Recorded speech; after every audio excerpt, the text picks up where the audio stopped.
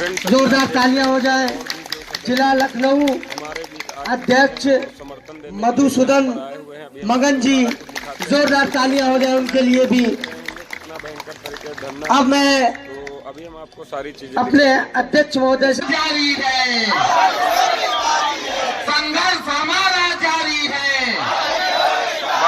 संघर्ष हमारा जारी है, आदेशों की बारी है। कर्मचारी एकता जिंदाबाद, जिंदाबाद जिंदाबाद कर्मचारी एकता जिंदाबाद, जिंदाबाद जिंदाबाद। जोर जुर्म के टक्कर में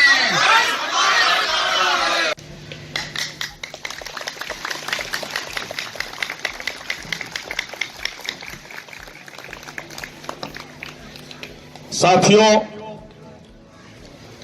मैं बहुत बहुत हृदय दिल से धन्यवाद करता हूं अध्यक्ष महोदय जी का एवं सचिव महोदय जी का। All India central counselling of trade unions act का समर्थन हमें मिला है, हमारी मांगों के लिए समर्थन मिला है, हमारी हर रणनीति से बाखूबी अवगत है।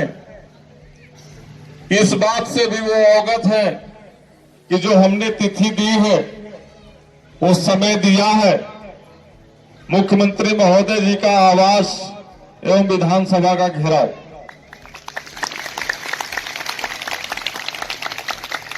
पूर्व में भी कई संगठन महासंघ आकर के इस बात का समर्थन दे करके गए हैं। आपके साथ प्रदेश का हर वो एक सफाई कर्मचारी आपके साथ है। आज ऑल इंडिया सेंट्रल काउंसिलिंग के अध्यक्ष हमारे बीच आए हैं। मैं उम्मीद करूंगा आप लोगों से एक गड़गड़ाहट वाली तालियों के साथ अभिनंदन करें, स्वागत करें उनका।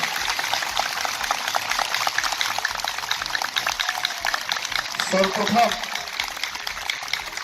हम जिला लखनऊ अध्यक्ष श्री मधुसूदन मगन जी को बुलाना चाहेंगे, उनका जोरदार तालियों से स्वागत करें।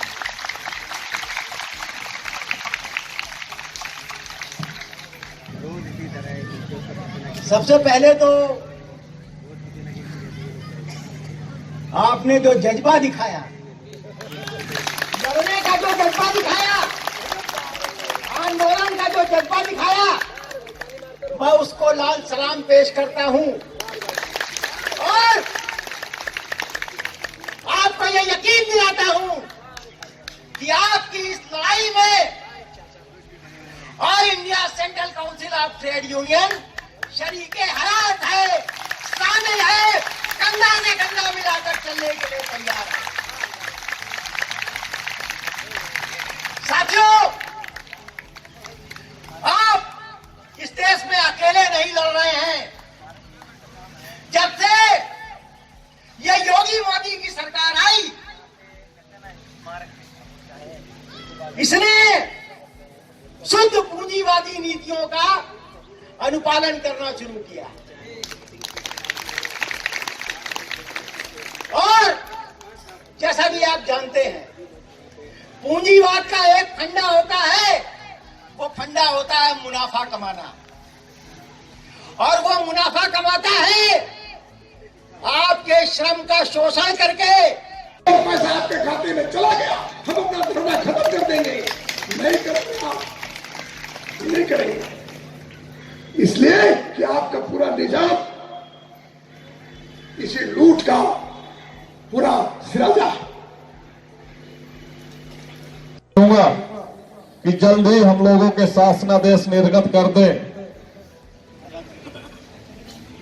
नहीं तो लखनऊ में भूचाल आने वाला है और उस भूचाल को 41,000 जो सिपाही बैठकर रक्षक कर रहे हैं वो रोक नहीं पाएंगे हमको।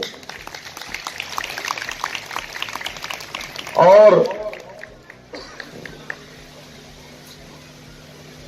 बहुत बड़े बड़े महासंघ संगठन समर्थन दे करके गए, साथ है आज ऑल इंडिया काउंसिलिंग बार के भी अध्यक्ष आकर के समर्थन दे दिए। इससे बड़ी हम लोगों के लिए खुशी कुछ नहीं है।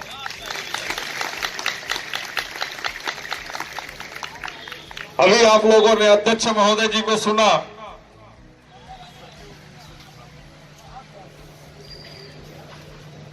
सचिव अनिल वर्मा जी को मैं बुलाना चाहूं आप लोगों के बीच। उनके लिए एक बार जोरदार तालियों से स्वागत करें। धन्यवाद।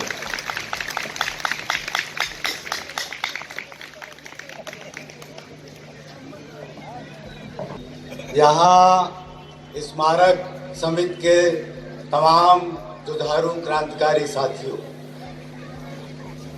आज जिस तरह की सरकार हमारे देश और प्रदेश की है, 3 साल पूरा कर लेगा उसको एक पोस्ट परमानेंट पोस्ट माना जाएगा और उसको परमानेंट कर दिया जाएगा।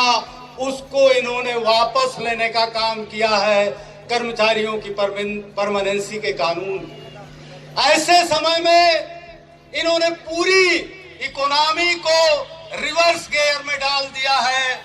डॉलर की कीमत लगातार बढ़ रही है, रुपए की वैल्यू लगातार घट रही है। हमारी जेबों में जो आने वाला पैसा है, महंगाई के चलते वो लगातार पूंजीपतियों के खजाने पे जा रहा है। ये तमाम चीजों पे कहते हैं कि बजट नहीं है, बजट की कमी की वजह से हम आपकी मांगों को पूरा नहीं कर सकते। दूसरी तरफ ये अदानी अंबानी का हजारों नहीं लाखों करोड़ रुपया माफी करते हैं।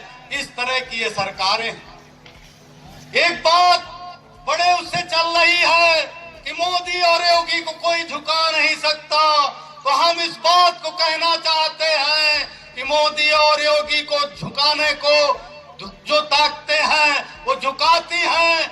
झुकाने वाली ताकत चाहिए। मोदी और योगी झुकते हैं। इस काम को हिंदुस्तान के किसानों ने पूरे 1 साल तक दिल्ली को घेर के दिखाया है। हिंदुस्तान के मजदूरों ने पार्लियामेंट में कानून पास होने के बाद जो 4 कोड इन्होंने बनाए हैं, उन कानूनों को भी ताक पे रखा है और रोक के रखा है।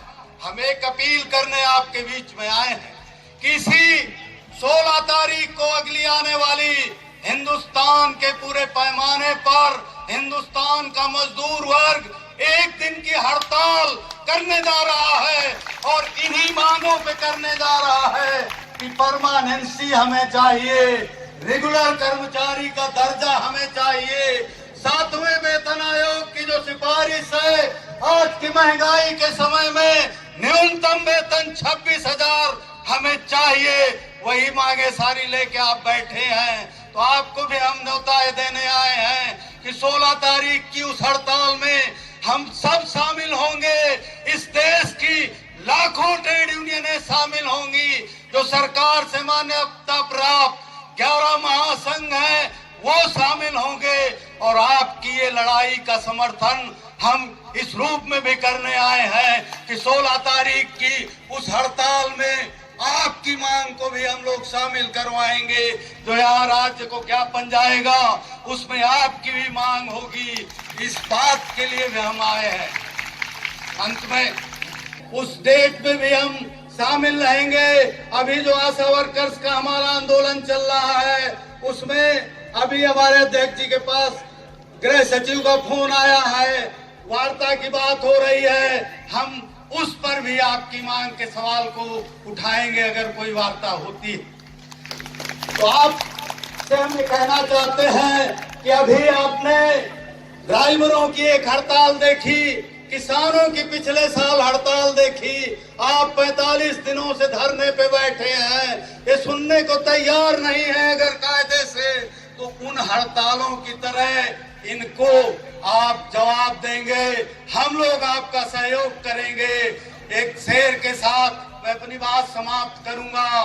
अब वक्त करीब आ पहुंचा है जब ये जो जिन तख्त पे कुर्सियों पे बैठे हैं इनके तख्त गिराए जाएंगे। जो इनका ताज है वो ताज उछाले जाएंगे। अब ये जो दरिया झूम के उठे हैं तिलकों से न टाले जाएंगे, ये ताज तख्त गिराए जाएंगे, ये ताज उछाले जाएंगे। इंकलाब जिंदाबाद। कर्मचारी एकता, कर्मचारी एकता। अभी तो ये लड़ाई है, अभी तो ये लड़ाई है। साथियों, अब कहीं से भी आप मुट्ठी भर नहीं है। 4,4200 की संख्या में जो स्मारक समिति में कर्मचारी नियुक्त किया गया, आज 4,4200 नहीं है। अब